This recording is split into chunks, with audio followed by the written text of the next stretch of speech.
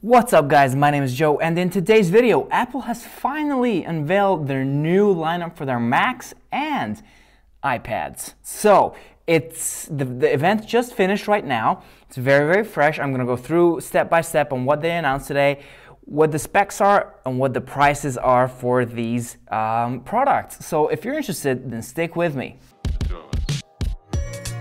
Alright guys, so we've been waiting for this event for some time now, and there have been some updates for the Mac Mini, the MacBook Air, and the iPad Pro. Now these were some of the products that haven't seen an update for a long time, and finally they are here. So let's start with the Mac Mini. Now, the event just finished about 5 minutes ago. We have the website over here. I have all the information on all of the products. So first and foremost, the Mac Mini got the update. And let's start with the price. The base Mac Mini starts at $799, which is a 4-core processor, and you have the 6-core processor, which starts at $1099, which is, well, it got a little bit more expensive, but you get a lot more for your money. In terms of processors, I'm gonna go with the baseline so you can actually see what the lowest specs are available for $799. First, you have a 4-core processor, and that is able to be configured to 6 cores, so you can always upgrade if you want to. The memory is 8 gigabytes, but you can actually get 64 gigabytes with this Mac Mini. Then you have a storage option of 128 gigabytes, 512, 1 terabyte or 2 terabytes of storage. That's an SSD, which is a PCIe-based SSD system. Then you have the Intel UHD graphics 630, which is very powerful, and you can actually do a lot of stuff with that. Then you still have a 3.5mm headphone jack, because a desktop needs one. Also, you got HDMI 2.0 ports. You have 4 Thunderbolt 3 USB-C ports, and 2 traditional USB 3 ports. Bluetooth 5.0, which is really cool, and you can get Ethernet 10, 100, and 1000 base T gigabit Ethernet, I'm sorry on that one. In terms of size, it's got a little bit smaller than the previous generation, so it's 1.4 inches tall, got 7.7 inches wide, and 7.7 inches long. So it's a nice little square, which is a really cool upgrade. I'm pretty sure that a lot of people will go with this. Now it has a new color. It comes in space gray. So they're converting towards the Pro colors with this. No more silver. It's all black or black. Now on to the MacBook Air, which needed an upgrade so much. Now the interesting thing with the MacBook Air is that they have the new MacBook Air, but they also still sell the traditional old MacBook Air. Now, in terms of prices, you have the new MacBook Air, which starts at $1,199. Now, the traditional 13-inch MacBook Air starts at $999, so you can still buy the $999 MacBook Air that you were used to buying just before today. The difference between the two devices are that obviously you have the Retina display. The newer one has upgraded components. It has better connectivity, better keyboard, better everything, but also less of connectivity on the outside. So you don't get the HDMI, you don't get SD card slot, you don't get USB 3. You only have 2 USB-C ports that you can charge towards there, and you get a 3.5mm headphone jack. Now, in terms of specs, this is how it looks. I'm gonna go with the baseline, which is $1199. You get a 13.3-inch LED backlit display with IPS technology. You have 227 pixels per inch. Now, you get 3 colors. One is a gold, silver, and space gray. The processor is 1.6 gigahertz dual-core Intel Core i5 Turbo Boost up to 3.6 gigahertz, and then you have a maximum capacity of 256 gigabytes. Then you have 8 gigabytes of RAM, and you get up to 12 hours of battery, which is pretty cool. They managed to keep the 12-hour battery that we're used to with these MacBook Airs. Now this is wireless web browsing. If you go into iTunes, you get 13 hours of movie playback. Now standby time is 30 days. It has a built-in 50.3 watt-hour lithium polymer battery and a 30-watt USB-C adapter, which you can charge it with, also with a USB-C power port. Now in terms of weight and size, so the height is 0.61 inches at the top part and 0.16 inches at the smallest, that's the very end. It's like Air, hence MacBook Air. Also the width 11.97 inches, then you have 8.36 for the depth, and it weighs 2.75 pounds, which is 1.25 kilograms. In terms of graphical power, you have an Intel UHD graphics 617, so 617.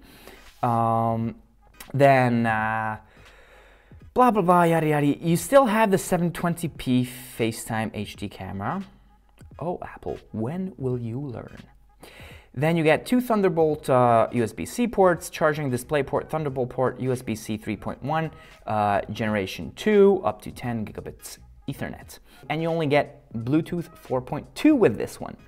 Now they have improved the speakers with this MacBook Air. It's a lot more vibrant, it has more bass, it's just a better speaker, something I would guess like the MacBook Pros have.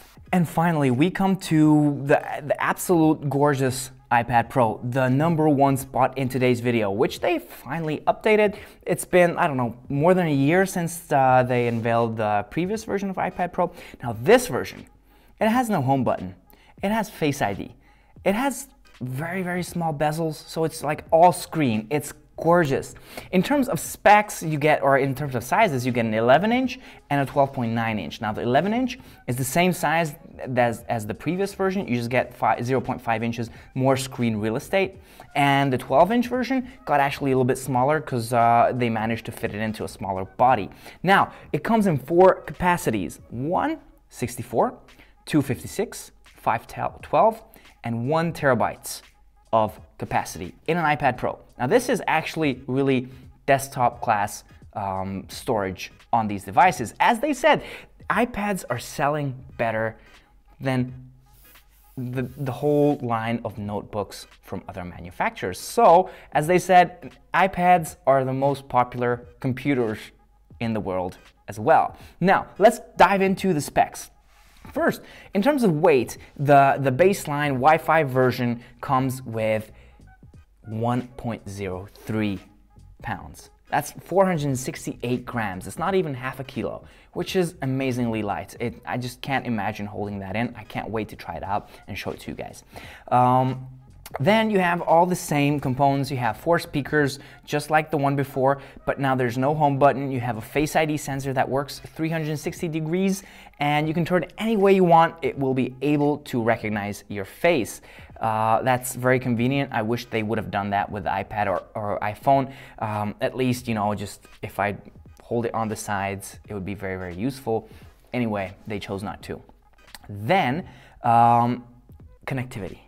It has a USB-C instead of the Lightning. That means you can actually, you know, hook this up with your computer, with a display, with a camera, or any extra peripherals that you might want to add to your iPad.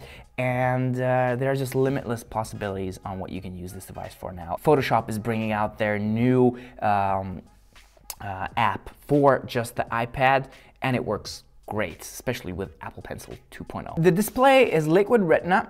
It's an LCD, not an OLED screen. They say it's a very nice screen. It's laminated. It's 120 hertz, so it works just like the previous version. It's gorgeous. They have rounded corners, which they used a very cool technique to make the corners round. It's pretty awesome.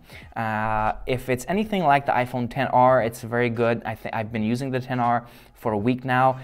Next to my iPhone XS, next to an OLED screen, obviously it's not gonna look as great, but considering this is such a huge screen and you don't hold it so close to your head or your eyes, it's gonna look fantastic. It's 227 pixels per inch, which is a little bit lower than what we were expecting, but still, it's awesome. Now, in terms of processing power, it has a 812X chip inside. That's just, you know, they showed in the demo using like Xbox One S class games. Especially, they actually said that this iPad Pro is as strong as an Xbox One S. We're actually having console grade technology portable with us. And they demoed the 2K games, the like NBA 2K, they demoed Photoshop on there, and they all just work flawlessly. I mean, the NBA game looked gorgeous. I've been using an Xbox One X. Obviously, you can see some subtle differences, but still, the detail and the processing power in these portable tablets is just going so far ahead of its competition that they are nowhere near it. Now, it has the neural engine embedded as well, which is pretty cool because it can do a lot of things, especially in your photos, recognize your faces, locations, etc. In terms of camera, it has the same camera as the iPhone XS, 12 megapixels with 1.8 aperture, or f1.8. It's gonna shoot amazing photos, but I don't know who uses their iPads for photos. The camera is able to shoot 4K in 60 FPS video. That's the same as iPhone. I mean, what else do you want? The slow motion, 240 frames per second on 720p. Awesome, again, very, very cool. It has a true depth camera system on the front, which is 7 megapixel camera. It'll be able to recognize your face 360 degrees round, so no matter how you hold it, you will be able to get by. This iPad also gets the cellular version, gets the dual SIM option, so you have a SIM card slot and you have the embedded eSIM inside. In terms of battery performance, you have 10 hours of battery, just like you are used to with normal usage. I'm gonna test that, see how that goes. Really excited to see these iPads coming out. They are capable of doing so much more, and the whole screen or side-to-side screen is just amazing. And they managed to make this a flat design, so it's not those rounded corners anymore. Thanks to that, there's this special connector with magnets, which you can attach your Apple Pencil 2.0. So it attaches magnetically, just like on a Microsoft Surface. It charges your pencil, so no more wonky, putting it into the lightning port and looking like a huge lollipop. You can put it to the side, it won't fall off, it's magnetic, and it charges the pencil, so wherever you go, whenever you go, your pencil will be ready to roll. Also, the pencil has a cool upgrade. You can now tap on it. Double tap gives you an extra feature which developers can implement in their applications. They've showed this in Photoshop, where you can actually zoom in and zoom out. They showed it in Notes, where you can change whatever you're using, change to the eraser or the pencil. Just tap on the pencil and it's gonna work automatically. You won't have to adjust anything. It's, I think a very compelling device, and a lot of people will want to buy it.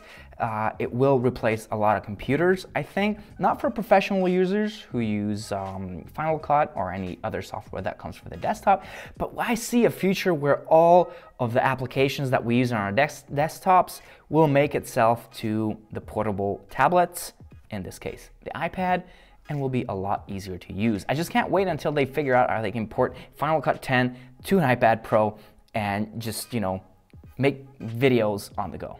That's my dream. Apple, if you're listening, do Final Cut Pro 10 on the iPad Pro. Those were the updates right now from the Apple event. Thank you very much for watching. If you're interested in more videos like this or the test for the new iPad Pro, next Wednesday, November the 7th, I will be getting one and I will be testing it on launch day. So stay tuned. Thank you very much for watching, and until my next video, stay safe and hang loose.